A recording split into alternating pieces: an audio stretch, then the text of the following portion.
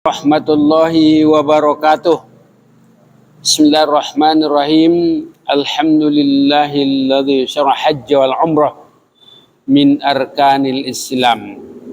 Asyhadu an la ilaha illallah wa la syarika lahu malikul alam wa asyhadu anna Muhammadan abduhu wa rasuluhu rahmatan lil alamin. Sahabat YouTube, pemirsa yang dirahmati Allah SWT, sebagaimana kita ketahui bahwa rukun Islam itu ditegakkan di atas 5 dasar. 5 rukun yang merupakan satu rangkaian kesatuan yang bulat dan utuh. Tidak boleh diabaikan, tidak boleh tinggalkan, walaupun salah satu daripadanya. Karena meninggalkan satu diantaranya dengan sengaja, maka hilanglah hakikat ketuhannya, hilang kesempurnaannya. Hanya saja kewajiban selanjutnya sangat tergantung dengan keadaan umat Islam yang bersangkutan. Umpamanya haji dan umroh hanya diwajibkan kepada orang yang mampu saja.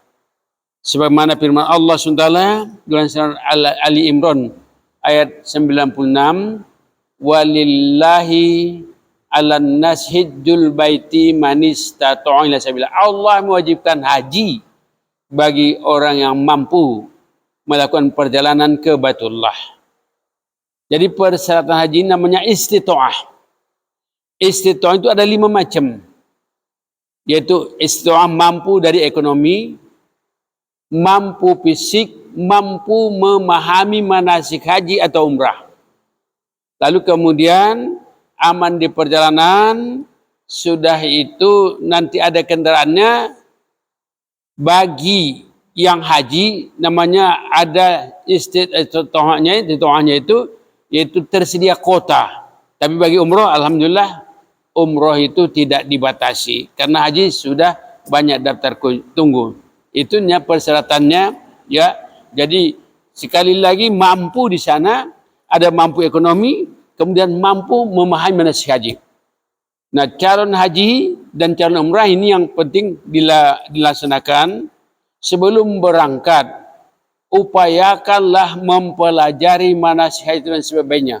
Karena ibadah haji ini beda dengan ibadah yang lain. Seperti misalnya sholat dan sholat jauh sekali perbedaannya. Baik tentang tempatnya maupun tentang tata caranya. Tata caranya disebutlah dengan manasik haji ataupun manasik umroh itu. Jadi sebelum berangkat, persiapkan dulu pertama manasik haji ini. Ilmu manasik haji ini termasuk rangkaian-rangkaiannya. Misalnya nanti bagaimana tata cara sholat di pesawat dan sebagainya. Jadi itu dipersiapkan dulu ilmu manasik haji ini yang pertama. Jadi persiapkan dulu ilmu manasik haji ini sehingga dalam menunaikan ibadah haji itu nanti dapat ditunaikan dengan sempurna. Luar biasa penghargaan Rasulullah SAW dalam manasik haji ini. Al-hajjul mabrur laisa lahu jazaa'un illal jannah. Haji yang mabrur itu tiada lain balasannya selain surga. Jadi sekali lagi merupakan keharusan sebelum berangkat menunaikan ibadah haji atau umroh itu pelajari dulu ilmu manasik haji itu dengan sebaik-baiknya. Dalam perjalanan manasik haji ini ada 3 amalan penting. 3 amalan penting. Pertama namanya amalan yang bersifat rukun. Yang kedua amalan yang bersifat wajib. Yang ketiga amalan bersifat sunat atau anjuran. Nah, yang bersifat rukun, ini sangat penting sekali. Ya, rukun haji atau rukun umrah itu harus dilaksanakan dengan sebaik-baiknya. Tidak boleh tertinggal. Tertinggal satu, hajinya tidak sah atau umrohnya tidak sah. Ya, haji dan umroh itu sebenarnya yang merupakan ketentuan dalam syariat Islam. Jadi yang jelas Allah juga mengajak kita bersama watimul hajja wal umroh. Sempurnakan haji itu dan umroh. Jadi haji itu disebut haji besar, umroh itu haji kecil. Semuanya sama-sama haji. Semuanya haji. Cuma ada haji kecil, yaitu haji kecil dapat dilaksanakan kapan saja. Tetapi haji besar, ya itu disebut dengan haji itu hanya pada bulan haji saja. Nah, kembali kepada pelajaran tentang manasik haji itu, misalnya kita ungkapkan dulu manasik haji, nanti baru manasik umroh. Manasik haji, ya, ada 6 rukunnya. Manasik haji ada 6 rukunnya. Kemudian nanti manasik haji ada 5. Jadi bedanya hanya 1 saja. Sama antaranya kata manasik haji dan manasik umroh itu, bedanya hanya 1. Yaitu di haji ada namanya wukuf di Arafah. Sedangkan umroh tidak ada wukufnya. Nah, rukun haji yang harus dilaksanakan, ya, diawali dari namanya dengan katakanlah termasuk namanya ihram itu pakaian dengan niatnya. Ihram haji namanya. Yang kedua wukuf di Arafah. Artinya berada di Arafah. Yang ketiga tawaf, mengelilingi Ka'bah. Tawaf mengelilingi Ka'bah 7 kali. Yang keempat sa'i, jalan dari Safa ke Marwah. Bukit Safa bin Marwah itu di dalam masjid itulah, dalam Masjid Haram itu. Kemudian yang kelima, cukur rambut. Minimal 3 helai atau potong rambut minimal 3 helai rambut. Kemudian 6 tertib. Nah, inilah namanya rukun-rukun haji yang wajib dilaksanakan. Tertinggal 1 hajinya tidak sah dan tidak ada obatnya lagi kecuali ngulang tahun-tahun yang akan datang. Untuk ulang tahun yang akan datang tentunya akan berat. Karena sekarang sudah banyak daftar tunggu yang belum dapat menunaikan ibadah haji, padahal sudah menjadi calon haji, sudah dibayar beberapa tahun yang lalu, mungkin sampai ada nanti katakanlah 5 tahun atau 10 tahun yang lalu, karena sekarang rata-rata di Indonesia ini daftar tunggu haji sudah 30 tahun sampai lebih tuh. Jadi memang luar biasa minat bangsa Indonesia untuk menunaikan ibadah haji. Tapi karena memang di sana terbatas, ya dibatasi. Dibatasilah. Untuk Indonesia hanya diperkenankan sekitar 210 ribuan setiap tahun. Kecuali tahun yang lalu, 2 tahun yang lalu, karena memang COVID itu dibatasi. Nah, mudah-mudahan ke depan ini tidak dibatasi lagi. Jadi dalam arti kata, sesuai dengan kota yang sudah ditetapkan sebelumnya. Jadi itu, sekali lagi, ada rukun-rukunnya. Rukun 6 ini jangan kiranya tertinggal, maka tolong sebelum ini diperhatikan. Kalau perlu dicatat ini, diulangi lagi ya. Rukun haji itu ada 6 macam. Yang pertama adalah namanya ihram. Ihram itu memakai pakaian ihram, tidak berjahitin. Nanti insya Allah besok akan kita coba peragakan. Nah sudah itu namanya yang kedua tadi, wukuf di Arafah. Tanggal 9 Zulhijjah harus berada di Arafah, di bawah tenda. Ya, tenda kita berzikir di sana namanya wukuf, berhenti di Arafah. Tanggal 9 Zulhijjah itu puncak haji. Al-Hajju Arafah, haji itu di Arafah. Nah kemudian setelah itu pada tanggal berikutnya, mungkin tanggal 10 atau lebih, supaya nanti ada tawaf namanya di Ka'bah. Tawaf itu namanya mengelilingi Ka'bah. Kita tawaf, kita kelilingi Ka'bah 7 kali. Sebelah kiri ya, kita kirikan Ka'bah dikelilingi 7 kali.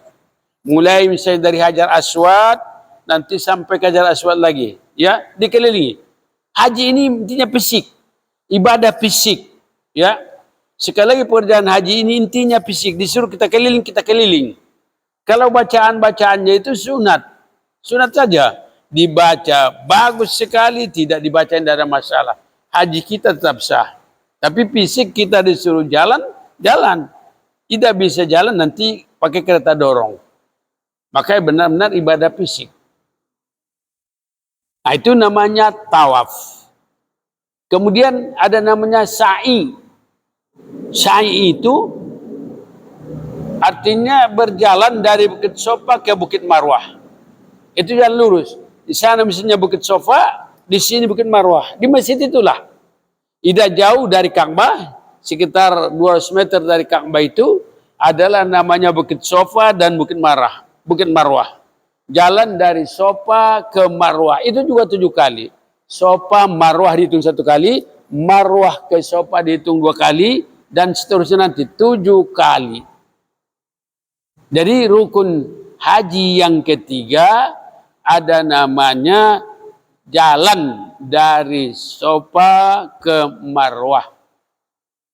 Kemudian yang keempat, ya, ada namanya dalam menunaikan ibadah haji itu ada namanya cukur jamu, ya, cukur rambut,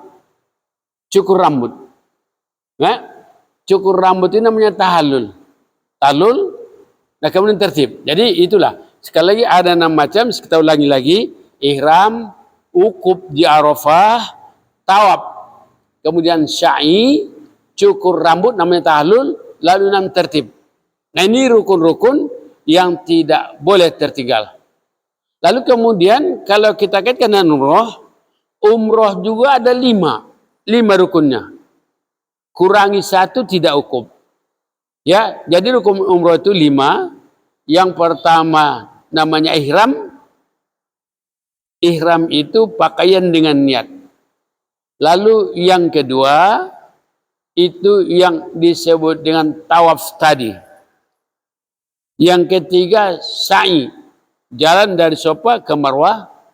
Yang keempat tahallul, menggunting rambut. Yang kelima tertib. Nah ini.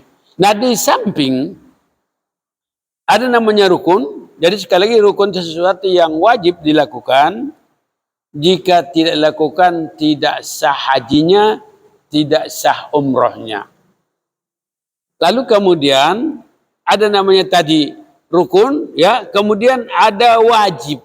Nah, wajib ini sesuatu yang harus dilakukan, tapi andai kata tertinggal, hajinya tetap sah. Asalkan dia bayar dam. Asalkan bayar dam. Dam artinya memotong kambing. Nah tentunya supaya jangan sampai bayar dam, wajib juga kita tunaikan. Ada 6 macam juga, 6 macam namanya wajib haji. Pertama namanya ihram di mikot. Mikot itu tempat setar, kata memasang niat. Jadi memasang niat itu saja, tidak sembarangan, ya. Misalnya dari Indonesia nanti menuju Jeddah, ya. Kalau misalnya jamaah haji dari Indonesia ini gelombang pertama Indonesia Jeddah atau King Abdul Aziz, lalu kemudian ke Madinah. Nah setelah dari Madinah nanti baru setelah misalnya 8 hari di Madinah, bagi haji 8 hari di Madinah, ya, tujuannya di sana maka 8 hari untuk sholat arba'in. Sholat arba'in namanya di Masjid Nabawi, dianjurkan jamaah haji untuk melakukan sholat 40 waktu. Dalam hadis ini siapa sholat 40 waktu di Masjid Nabawi, maka Allah nanti akan bebaskannya dari neraka dan bebas dari munafik.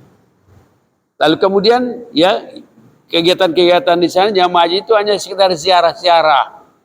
Ya, ziarah ke Masjid Nabawi, ziarah ke makam Nabi, ziarah ke masjid di mana itu ada namanya masjid yang bersejarah di sana, itu disiarahi namanya.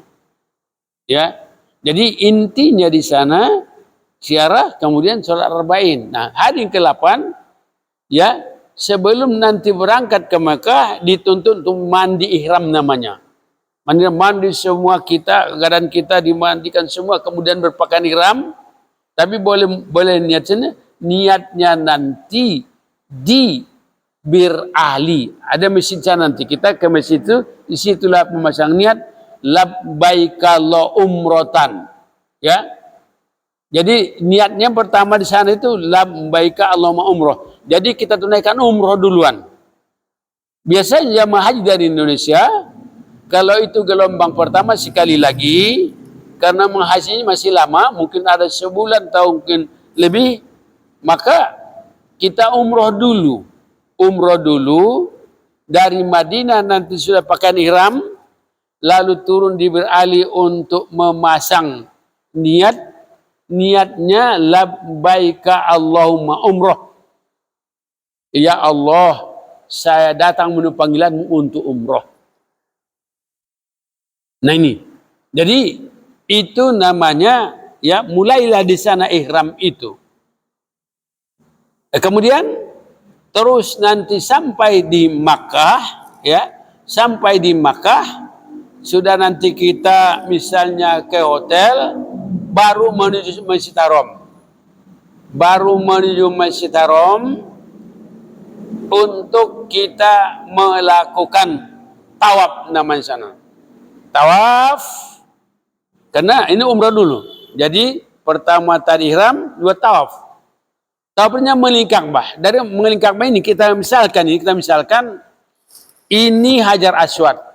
Dimulai dari sini nanti sampai nanti keliling-kelingi. Ini kita akan coba ya bahwa misalnya labbaik Allahumma umrotan tadi sudah itu kita niatkan, kita bercoba bismillah Allahu akbar, dicium tangan. Lalu jalan ya mengelilingi Ka'bah itu 7 kali. Silakan kalau misalnya bacanya boleh subhanallah walhamdulillah wala ilaha illallah Allahu akbar, subhanallah walhamdulillah wala ilaha illallah Allahu akbar wala haula wala quwata illa billahil azim. Nanti Rabbana atina fid dunya hasanah wa fil ardi hasanah wa qina azabannar. 1 putaran. Jadi nanti 7 kali putaran. Itu disebut dengan tawaf. Sudah selesai tawaf, ya, nanti ada rangkaian sunatnya misalnya. Setelah selesai 7 kali keliling, kita dituntut untuk berdoa di multazam. Doa di multazam insya Allah doa yang terkabul sekali. Jadi tempat yang terkabul kita berdoa. Berdoa tegak-tegak aja. Kalau nanti kita duduk mungkin didorong orang, diapa orang, dipijak-pijak orang dan sebagainya. Kita tegak aja, cari yang aman. Lalu kemudian selesai berdoa, pergilah kita ke belakang makam Ibrahim. Makam Ibrahim itu bukan kuburan, tetapi tempat bekas pijakannya di sana. Sana nanti ada itu di Masjid Haram ada itu tuh. Kita sejarkan diri kita dengan makam Ibrahim untuk sholat sunat tawaf. Sholat sunat tawaf 2 rakaat. Ya, sudah sholat nanti kita baca doa. Karena di sana insya Allah terkabul doanya. Di buku-buku nasik itu ada doanya. Ya, tinggal baca saja. Nanti diberikan kepada baik itu jemaah haji atau jemaah umroh, diberikan nanti buku petunjuk tentang yang manasik haji itu. Diberikan semua itu. Tapi tentunya kalau sekedar di buku itu kita kurang paham, nanti kita akan coba mempraktekkannya nanti. Namun malam ini kita hanya teori-teori saja dalam. Nah sudah itu baru nanti kita sholat sunat mutlak namanya di belakang Hijri Ismail. Semuanya di Masjid Haram itu di belakang Hijri Ismail sholat sunat mutlak. Lalu itu nanti minum sam-sam. Minum sam-sam ya kita doakan misalnya untuk kesembuhan kita, kekuatan kita dan sebagainya. Lalu selesai itu baru nanti kita keluar dari pintu katakanlah di Masjid Haram itu untuk menuju ke namanya Bukit Sofa. Sebelah kanan nanti Ka'bah itu ada Bukit Sofa. Kita pergi ke sana untuk sa'i berjalan dari Bukit Sofa ke Bukit Marwah 7 kali. Nah ini nanti ada pilar hijau dianjurkan lari-lari kecil. Ya. Sekali lagi bacaan semua, tapi lari-larinya itu, ya katakanlah jalannya ini tidak bisa berjalan, pakai kita dorong.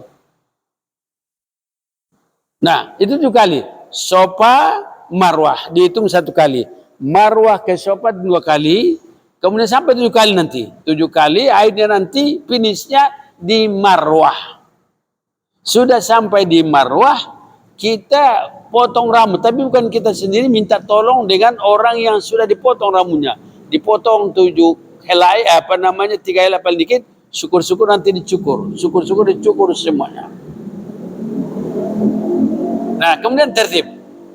Nah itu namanya rukun yang selesaikan itu rukun umroh. Nah selesai nanti itu umroh, nah kita masih lama nunggu haji.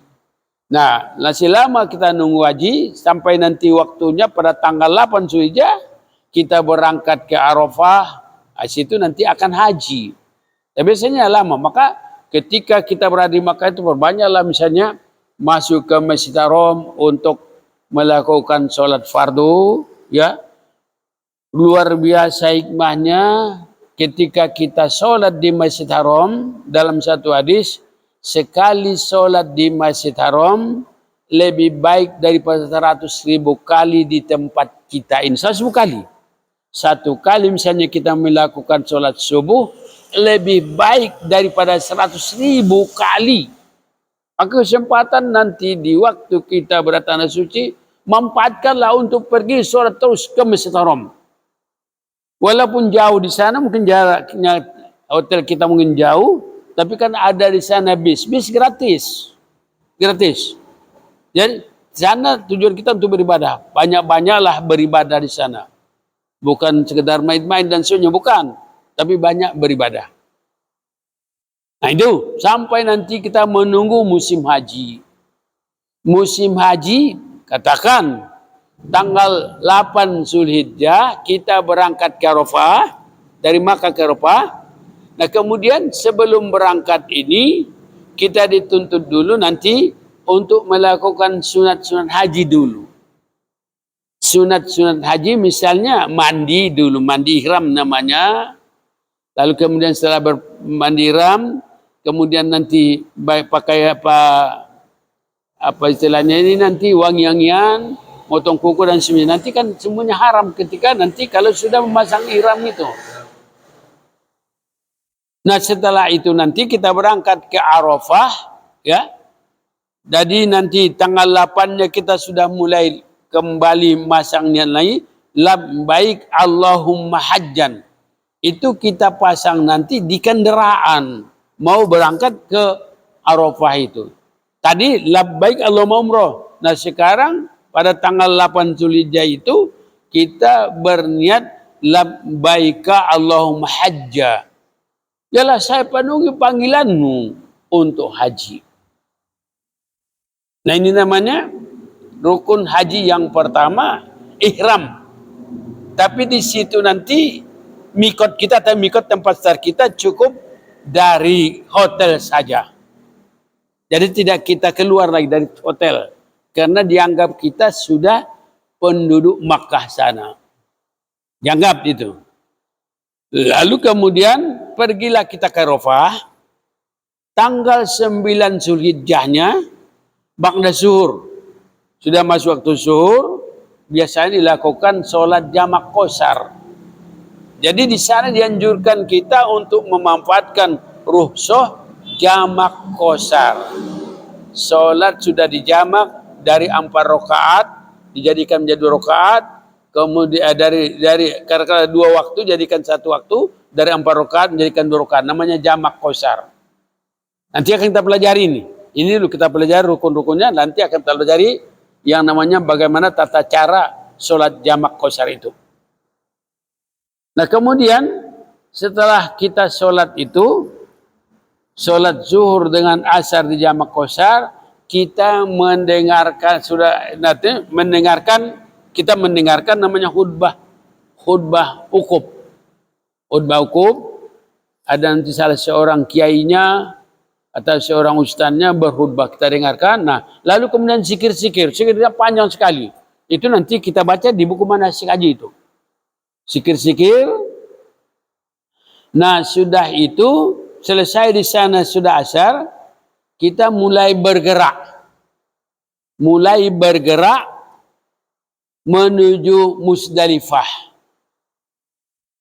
Dengan diangkut nanti dengan bis. Setelah sampai sampai nanti Musdalifah, kita di sana tengah malam, harus sudah di sana tengah malam. Namanya mabit di Musdalifah. Bermalam di Musdalifah. Artinya setelah tengah malam, walaupun hanya sebentar. Bermalam di Musdalifah itu dan tujuan juga di sana mencari kerikil. Mencari kerikil nanti untuk kita bawa ke Mina untuk tempat melontar di sana. Jadi kerikil-kerikil. Nah sudah itu ya, sudah nanti tengah malam bergeraklah kita ke Mina. Mina sudah itu besok pagi dianjurkan kita untuk namanya melontar jamroh Aqobah. Tanggal 10 Zulhijjah itu hanya melontar jamroh Aqobah. Kita lontar misalnya Bismillahirrahmanirrahim. Lontar 7 kali. Nah sudah itu kita gunting rambut. Namanya tahallul. Tahallul ya. Selama kita di Mina itu ada 3 malam. Ya. 3 bermalam 2 malam atau 3 malam. Boleh 2 malam. Sebaiknya 3 malam. Lalu kemudian besoknya lagi kita melontar lagi. Melontar 3 jamroh. Jamratul Ula namanya, Jamratul Wusta dan jamroh Aqobah. Kita melontarnya ya 7 kali. Nah sudah selesai nanti di Mina, balik lagi ke Makkah untuk tawaf. Untuk tawaf lagi, kemudian untuk sa'i. Ya, hanya selesai. Selesailah haji kita itu. Ya, selesai haji kita. Tapi belum pulang nanti ya, di sana banyak sekali nanti amalan-amalan kita lakukan. Tapi itu rukun-rukunnya selesai. Itulah rukunnya sekaligus bergabung dengan namanya wajib di sana. Ada rukunnya, ada wajibnya, ada sunatnya dilakukan di sana. Tapi sebenarnya sekali lagi, bermalam di Musdalifah, lalu kemudian bermalam di Mina, dan kemudian melontar jamrah itu namanya wajib. Sesuatu yang harus dilakukan, namun andai kata tidak dilakukan, hajinya tetap sah asal bayar dam. Dam artinya memotong kambing. Nah kalau tidak memotong kambing, nanti diganti dengan puasa 3 hari. Ya, 3 hari. Puasa diganti dengan 3 hari. Atau kalau nanti misalnya tertinggal lagi, ya bisa diganti nanti jadi 10 hari puasa, 10 hari diganti dengan puasa, 3 hari lakukan di sana, 7 hari setelah sampai di tanah air. Nah ini, jadi ini namanya rukun haji dan rukun umroh. Nah, kemudian ada namanya wajibnya tadi. Kita ulangi, wajib haji itu ada 6 lagi. Pertama ihram di Mikot. Yang kedua bermalam di Musdalifah. Yang ketiga bermalam di Mina. Yang keempat melontar jamroh. Yang kelima namanya menjauhi larangan-larangan haji. Ada larangan haji itu. Ya. Kemudian nanti ada tawaf wada. Itu namanya wajib. Sekali lagi kalau wajib tertinggal, haji tetap sah asal bayar dam. Nah, apa larangan haji? Tadi mulai kita ungkapkan rukunnya, jadi wajibnya, kemudian larangan-larangan haji. Nah, larangan-larangan haji itu bagi laki-laki ya, khusus bagi laki-laki ada 3. Pertama, memakai kopiah. Haram hukumnya ketika dalam menunaikan ibadah haji pakai kopiah. Kemudian yang kedua memakai pakaian yang berjahit. Ini bukan pakaian haji ini. Pakaian haji pakaian ihram itu. Memakai yang berjahit. Haram hukumnya. Kemudian yang ketiga memakai sepatu. Memakai sepatu yang menutup mata kaki. Haram hukumnya bagi laki-laki. Nah bagi perempuan ada 2. Khusus bagi perempuan ada 2. Pertama memakai cadar. Jadi ketika menunaikan ibadah haji, haram hukumnya pakai cadar. Kemudian pakai kaos tangan yang menutup telapak tangannya. Haram hukumnya. Nah, bagi laki-laki dan perempuan, haram hukumnya ketika dalam ihram itu memakai wangi-wangian. Memotong kuku, memotong rambut, mencabut bulu dari tubuh kita. Kemudian membunuh binatang-binatang. Kemudian termasuk membunuhnya, lalu kemudian juga mencabut pohon-pohonan atau memotong pohon-pohonan. Semua haram. Sudah itu haram namanya melamar, haram menikah, haram bergaul antara suami istri. Ini yang paling fatal itu. Ya, sebelum selesai semua manusianya haram hukumnya bergaul suami istri itu fatal nanti akibatnya. Kalau sampai mereka bergaul, ya, itu nanti hajinya tidak sah, kemudian ngulang tahun ya akan datang lagi, kemudian membayar dam. Membayar dam itu bukan motong katakan lambing, tapi motong sapi gitu. Ya itu jadi berat sekali, jangan sampai lakukan nanti. Ini namanya larangan-larangan haji. Nah ini, jadi inilah sekilas ya gambaran tentang manasik haji ataupun umroh itu. Ini yang pertama kita pelajari itu ya sebelum berangkat dipelajari dengan sebaik-baiknya. Barangkali demikian dulu, kita lanjutkan ya pada yang akan datang ini dengan kewajiban kita mempelajari tata cara sholat di pesawat. Karena bagaimanapun juga sholat ini jangan sampai tertinggal. Bahwa sholat ini wajib ditunaikan dalam keadaan bagaimanapun juga. Demikian, mohon maaf di atas kekurangan. Terima kasih. Akhirul kalam, wassalamualaikum warahmatullahi wabarakatuh.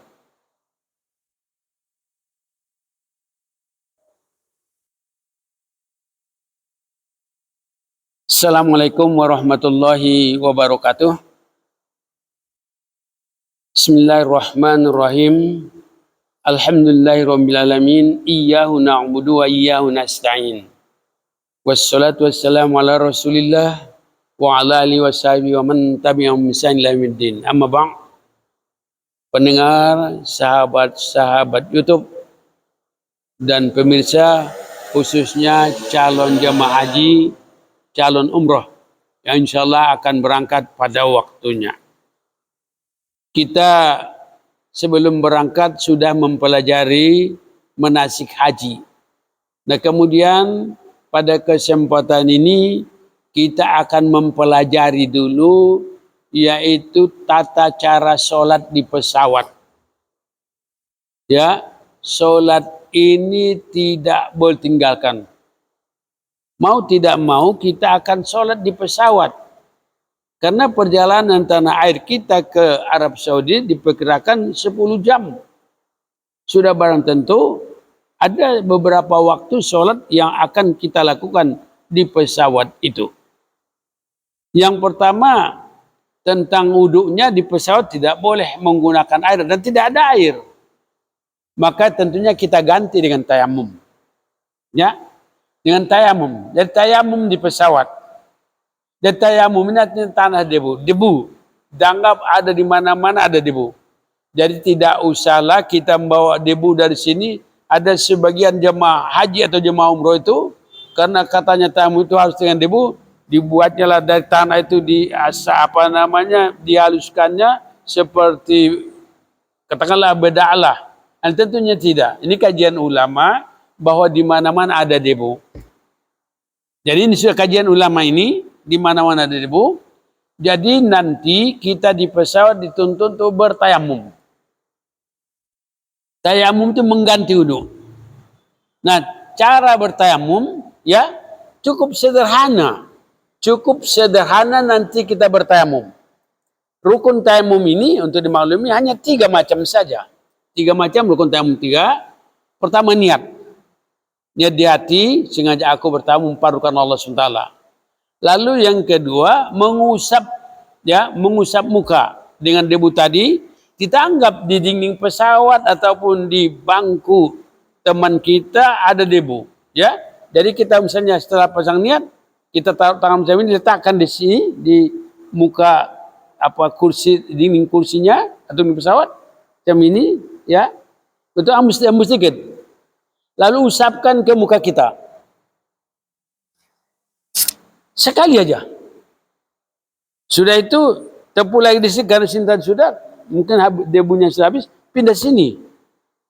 Dari sini, hembus sedikit, lalu tarik ini, tangan kanan ini sini, kita tarik tangan kiri, tarik ke sini, ke sini, ke sini. Kemudian yang kiri satu, selesai. Jadi sederhana, ya sederhana. Jadi sekali lagi kita praktekkan, ya. Tolong di rumah mungkin praktekkan. Pasang niat dulu, sengaja aku tamu parukan Allah SWT. Cukup niatin dalam hati. Tidak harus pakai bahasa Arab, dalam hati. Dengan bahasa yang kita ngerti.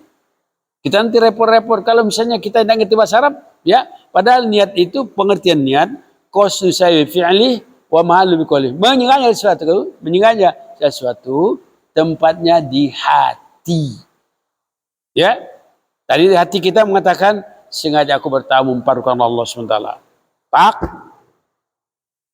Embus sedikit. Usapkan ke muka dari katakanlah atas menyamping ke tengah. Selesai satu utuh. Dan itu yang kedua isin tadi atau sini. Sedikit. Ini tadi, ini yang mungkin agak ini. Sudah sedikit. Jadi tangan kita jari-jarinya ini nempel jari-jari sini. Jari kiri nempel sini. Yang duluan kanan. Ditarik dari belakang sampai ke mukanya sini. Artinya sini. Ya, dari sini sekali aja. Ini tidak, supaya jangan hilang debunya. Sini aja. Nah, sudah itu yang kanan ke kiri. Nah, selesai. Itu tayamum. Nah, lalu kita sholat. Nah, sholat di pesawat, ya, tentunya tidak bisa diri. Tidak bisa berdiri. Nah, kita cukup di kursi macam ini. Kiblat kita ke arah kepala pesawat. Kalau misalnya dari katakanlah Indonesia menuju ke Ka'bah memang karena sudah diperkirakan akan menuju sana. Kita kepalanya, tapi pulangnya juga nanti kepala pesawat. Jadi walaupun saya membelakangi, tapi karena namanya ketika kita dalam kondisi darurat, ya, di samping diberikan namanya kepada kita tadi jamak qausah itu merupakan rukhsah, keringanan dari Allah SWT. Jadi keringanan ini kita pergunakan yang sebenarnya. Jadi kita sholat di pesawat, cukup kita berdiri, pasang niat misalnya kita sholat subuh. Sengaja aku sholat subuh dalam hati, ya. Kita walaupun usuli silakan pakai usuli, tapi kalau cukup dalam hati, sengaja aku sholat subuh 2 rakaat padukan Allah SWT.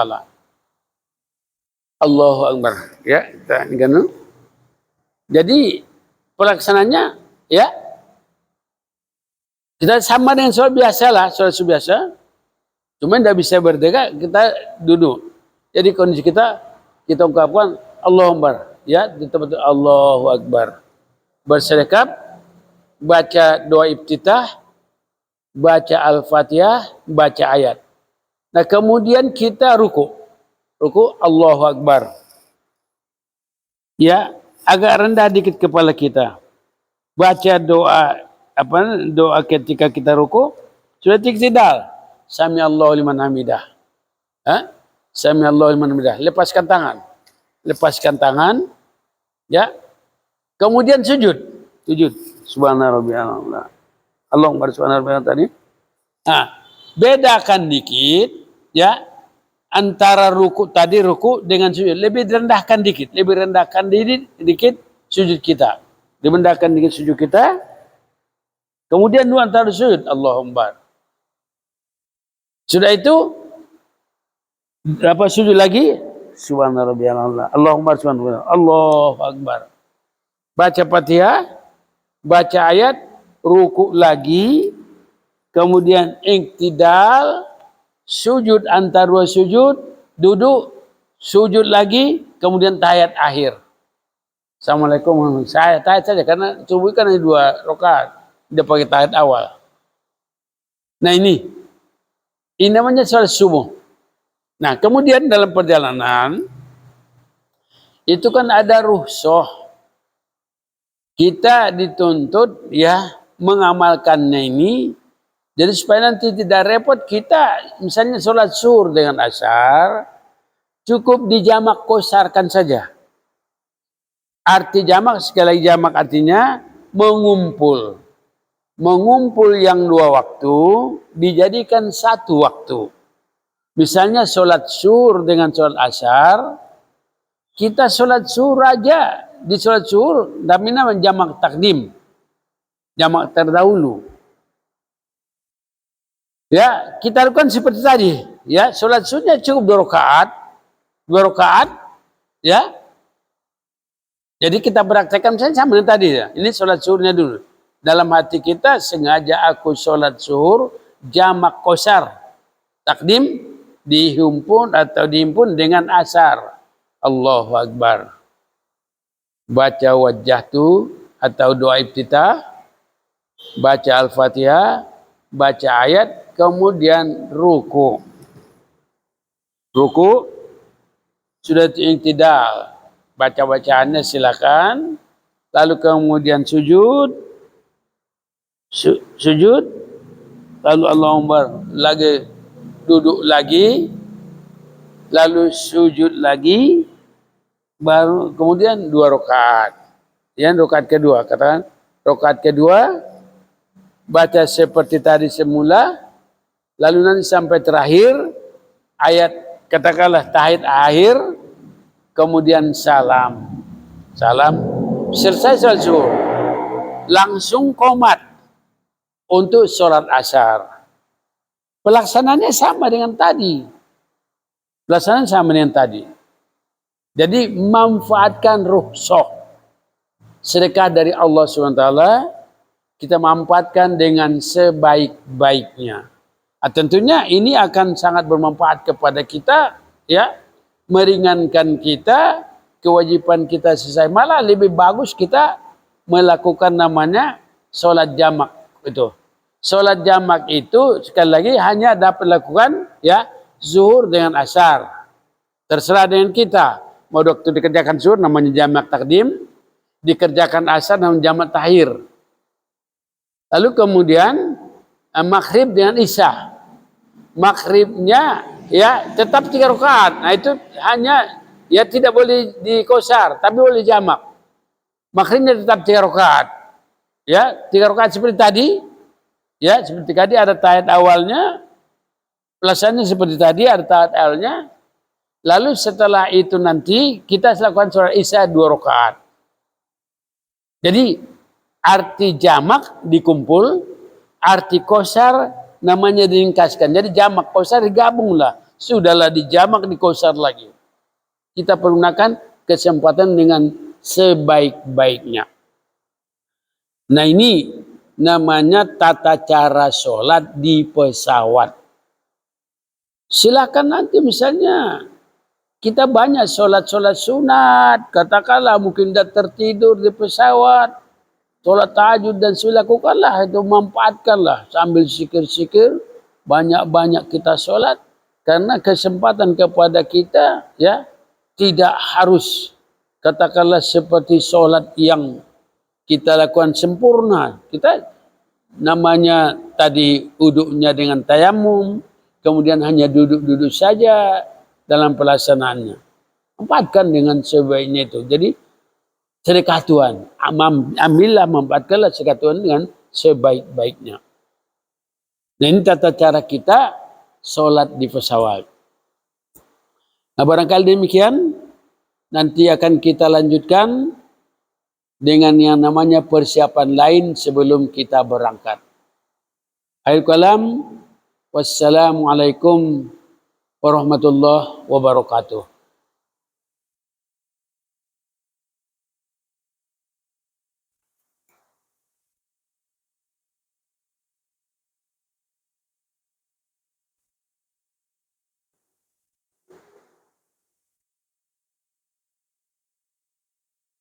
Assalamualaikum warahmatullahi wabarakatuh. Bismillahirrahmanirrahim. Bismillahirrahmanirrahim. Alhamdulillahi rabbil alamin. Wassalatu wassalamu ala Rasulillah wa ala alihi washabihi wa man tabi'ahum bi ihsan ila yaumil. Amma ba'd. Sahabat YouTube, pemirsa khususnya calon haji atau calon umroh. Kita lanjutkan kajian kita sebelum kita berangkat ke tanah suci, baik untuk haji atau umroh. Kita persiapkan diri kita tanah air. Sudah kita pelajari persiapan yang pertama tentang ilmu manasik haji atau ilmu manasik umroh. Lalu kemudian kita lakukan persiapan-persiapan, katakanlah seperti sholat, mempelajari sholat di pesawat dan sebagainya. Kemudian perlu kiranya kita maklumi bersama bahwa perbekalan haji ini hanya katakanlah dilakukan perbekalan haji ini atau dikeluarkan dari harta yang halalan thayyibah, halal lagi baik. Jangan bawa bekal haji itu dari harta yang haram. Dari harta mencuri, menipu, korupsi dan sebagainya. Itu nanti kalau kita bawa harta yang haram, haji kita tidak akan terima Allah SWT. Jadi harus bersih-bersih. Nah, cara membersihkan harta ya, yang pertama dari segi pemasukannya, katakanlah pendapatannya sekali lagi harus memperhatikan halalan thayyibah. Lalu yang kedua, setelah kita dapatkan harta itu, bagi calon haji, calon umrah sudah dianggap orang mampu untuk membayar zakat. Karena zakat ini juga wajib tunaikan. Zakat sebagai rukun Islam yang keempat, ya, namanya zakat ini wajib ditunaikan. Sekaligus gunanya untuk membersihkan harta. Bersihkan harta. Bersihkan dulu harta itu sebelum kita berangkat. Jadi kalau memang ya menurut pengamatan kita ini, kalau orang sudah berangkat haji, sudah berangkat umroh, berarti orang itu sudah mampu untuk berzakat. Karena haji atau umroh itu rukun Islam yang terakhir. Bayar zakat ini kalau misalnya pencahariannya sudah dimaklumi itu pencahariannya dalam 1 tahun itu kira-kira dikurskan dengan emas 85 gram emas. Ya, seharga 85 gram emas. Kalau misalnya katakanlah harga emas sekarang 1 juta, berarti 85 juta. 1 tahun, pendapatan 1 tahun kotor, ya. 85 juta 1 tahun kotor sudah wajib kena zakatnya 2,5%-nya. 2,5%-nya. Kira-kira ya tidak sampai 2 jutaan lah. Atau mungkin 2 juta lebih dikit. 2 juta lebih dikit katakanlah. Kalau 40 juta, ya 40 juta nanti zakatnya 1 juta. 2,5%-nya lah. Jadi kalau 80 juta berarti 2 juta. 2 juta dikit lah. 2 juta lebih dikit. Nah ini keluarkan dulu tuh. Karena kalau tidak dikeluarkan nanti, itu mengotori harta yang bersih. Mengotori biaya yang kita tunaikan. Tapi mengeluarkannya hanya 1 kali aja. 1 kali aja. Katakanlah walaupun sudah seperti misalnya jamaah haji. Sudah mungkin sampai 10 tahun dan sebagainya. Kalau sudah dikeluarkan sekali, tidak itu. Sudah cukup itu. Kalau dulu belum dikeluarkan, ya keluarkan dulu. Bersihkan dulu harta kita. Itu yang paling penting. Supaya nanti haji kita mabrur. Karena kalau tidak nanti kita bersihkan, itu mengotori harta. Bercampur harta yang kotor dengan bersih. Ya bersih misalnya ada kotoran dikit, walaupun dikit, akan mengotori seluruh harta itu. Ketika nanti misalnya terlanjur kita konsumsi, terlanjur kita pakai, terlanjur kita bawa ke sana, itu nanti ya jelas ada mungkin di tubuh 3, mungkin kalau dimakan, mungkin tumbuh daging, tumbuh darah, itu sudah sekaligus umpan neraka. Lalu nanti ibadahnya 40 hari, 40 malam tidak terima Allah SWT. Kemudian doa-doa yang dipersembahkan tidak disejabah Allah Subhanahu wa taala. Oleh karena itu bersihkan dulu harta. Cara memberikan harta itu 2. 1 merupakan kewajiban yang pertama, kewajibannya dulu bayar zakat. Bayar zakatnya. Cara yang kedua dengan infak. membersihkan harta. Nah, kemudian berikutnya, ya, sudah bersih harta, lalu perbanyaklah taubat kepada Allah Subhanahu wa taala. Sebelum berangkat bertaubatlah kepada Allah Subhanahu wa taala karena kita penuh dengan dosa. Tidak seorang pun hamba Allah ini tidak berdosa. Bertaubatlah karena kita akan berangkat ke tanah suci.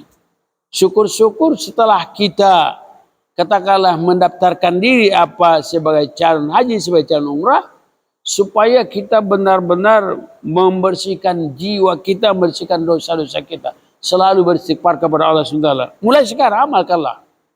Minimal amalkan, katakanlah setiap hari istighfar. Astagfirullahaladzim, astagfirullahaladzim, astagfirullahaladzim. 100 kali. Kapan nanti berangkat?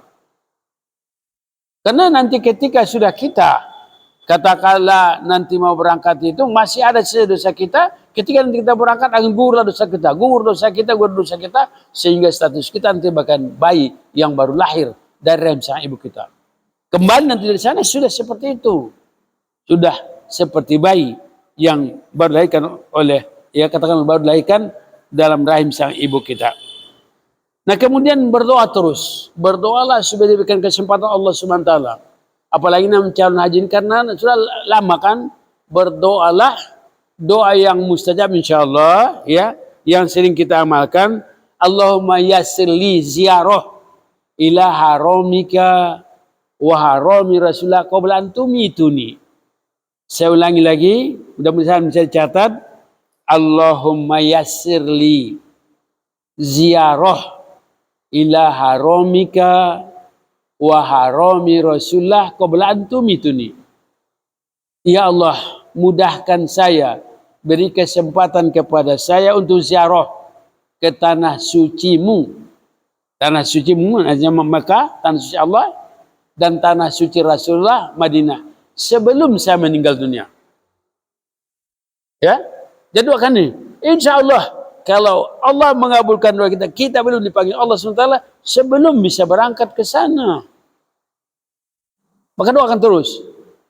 Ya, diulangi lagi doanya, mudah-mudahan dicatat sekali lagi. Allahumma yassirli. Allahumma yassirli ziyarah ila haramika wa harami rasulillah qabla an tumituni. Kita ulangi sekali lagi. Allahumma yassirli ziyarah ila haramika wa harami rasulillah qabla an tumituni. Ya Allah, beri kesempatan kepada saya untuk ziarah ke tanah sucimu Makkah dan tanah suci Rasulullah Madinah sebelum saya meninggal dunia. InsyaAllah kalau doa kita dikabulkan Allah SWT, Allah belum akan memanggil kita sebelum ketemu dengan cita-cita kita ini. Atau doa yang pendek. Doa yang pendek, Allahumma rzuqni ziarah ila haramain. Itu pendek. Allahumma rzuqni ziarah ila haramain. Ya Allah, beri saya rezeki untuk ziarah kedua tanah suci. Dan tanah suci maksudnya tanah suci Makkah, tanah suci Madinah. Allahumma rzuqni ziarah ila haramika wa harami rasulullah qabla an tumituni. Nah, kemudian juga kiranya mulai sekarang inilah supaya nanti mantap dalam menunaikan ibadah haji ini, hafal-hafalah ya namanya anjuran doa-doa, terutama namanya talbiyahnya. Kalau doa-doanya itu memang panjang-panjang, ya, karena panjang-panjang setiap putaran nanti kita insya Allah akan diberikan namanya buku manasik haji. Diberikan nanti buku manasik haji. Buku manasik haji nanti misalnya baik dari pemerintah ataupun dari Trapel akan berikan buku seperti ini. Ini kita baca karena dalam ini kan banyak sekali doanya. Kita gantung sini, nanti bisa sambil dibaca macam-macam. Karena ini banyak sekali. Dan tidak wajib kita hafal. Karena itu anjuran. Dan tidak harus hafal. Saya sendiri, alhamdulillah, sudah sempat ke sana 9 kali. 9 kali. Katakanlah, 6 kali haji, 3 kali umroh. Tapi saya tidak hafal ini. Tidak hafal. Karena di samping panjang-panjang, tidak harus kita menghafal itu. Daripada nanti misalnya otak orang saraf kita putus, tidak harus. Dulu ada calon jemaah haji, cobanya lah apa misalnya kan ketika nanti kita tawaf, putaran pertama ini ya doanya panjang, putaran kedua dan seterusnya beda-beda. Ya, beda-beda. Nah, yang dianjurkan kepada kita supaya nanti mantap. Nah, sebelum berangkat ini ya silakan memang kita baca-baca, kita pelajari, lalu kemudian ya ada beberapa doa yang kiranya harus kita hafal, seperti doa talbiyah. Talbiyah itu kan semacam ketushatian kita untuk menyembah Allah SWT. Jadi jika memungkinkan itu dihafal-hafal yang berbunyi labbaik, labbaik Allahumma labbaik, labbaik la syarika laka labbaik, innal hamda wan nikmata laka wal mulk la syarika lak, labbaik Allahumma labbaik, labbaik la syarika laka labbaik, innal hamda wan nikmata laka wal mulk la syarika lak, labbaik Allahumma labbaik. Ya Allah, saya datang memenuhi panggilanmu. Ya Allah, saya datang memenuhi panggilanmu. Ya Allah, saya datang memenuhi panggilanmu. Labbaik Allahumma labbaik, labbaik la syarika lak. Datang saya memenuhi panggilanmu, tidak ada syarikat bagimu. Ya. Labbaik Allahumma labbaik la syarika, innal hamda, sesungguhnya segala puji, wal mulk, kerajaan Allah untuk la syarika lak, tidak ada syarikat bagimu. Ini namanya ucapan talbiyah. Jadi coba ya dihafal-hafal, mudah-mudahan itu karena keputusan nanti kita. Nah kalau yang lainnya tidak bisa hafal, ya baca-baca aja. Bisa nanti sambil kita baca atau mendengarkan dari orang lain. Mendengarkan dari pembimbing atau mendengarkan dari teman atau ada seorang teman membaca, kita ikuti.